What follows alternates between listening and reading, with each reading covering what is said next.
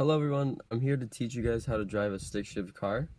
So the first thing I want to do is introduce the third pedal that comes with every stick shift car, which is called the clutch. So the pedal on the far left, as you can tell by the name on it, is the clutch.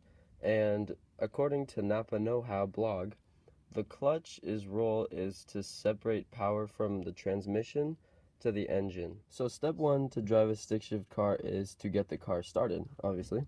So to do that, you want to put your foot on the clutch, put the clutch all the way in, put your foot on the brake, keep the brake in.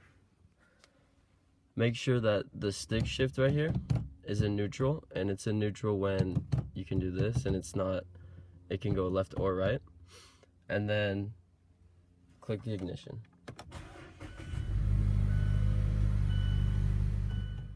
So once you get the car started, you can take, and as long as you're in neutral, and we said neutral was when you can do this to the gear shifter, you can take the clutch off and let the car rest at idle. I turned the car off because I unfortunately could not get another person to help me with this video, so I don't want to be driving and holding an iPad at the same time. So we have the car on, we have our brake on, we're not moving.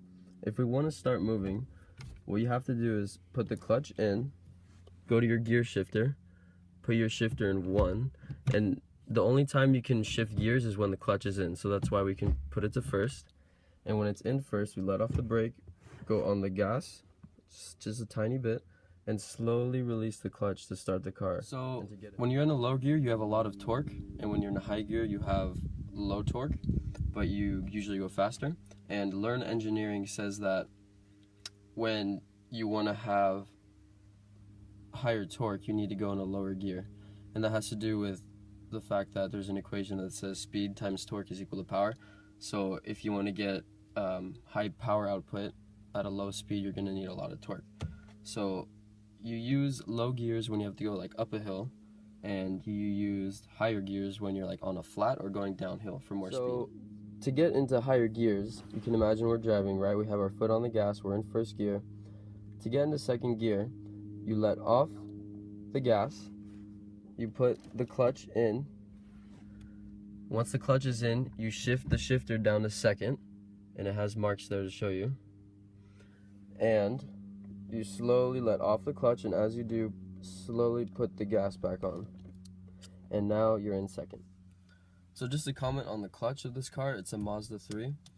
It is called a soft clutch, and the reason for that is because it's very easy to put in and put out. So for higher end cars like Porsches or BMWs, the clutch is usually a bit stiffer, and manufacturers make the clutch soft for the cars kind of like this because they know that the market for manual drivers is mainly older people. So they want to cater to the fact that they're going to have joint pain or osteoporosis or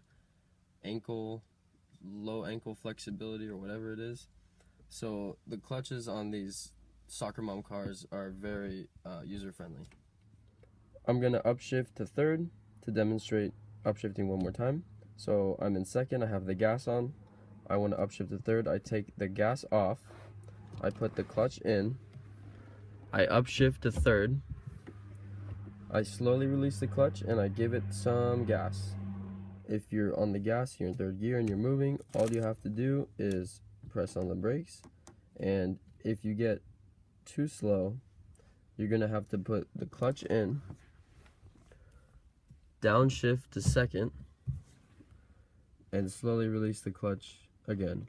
And you can keep your foot on the brake, you can let go of the brake.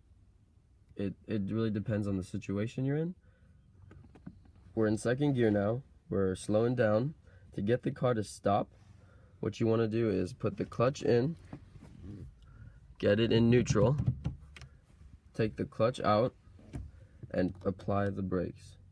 And you can apply to a complete stop just the brakes. So the method I just showed you of putting the car in neutral and then applying the brakes is recommended by a website called The Art of Manliness. There's another way to slow down, which is just by downshifting and letting off the clutch in a low gear while you're going kind of fast. What happens is the engine speed has to match the transmission speed, and it ends up slowing down the car.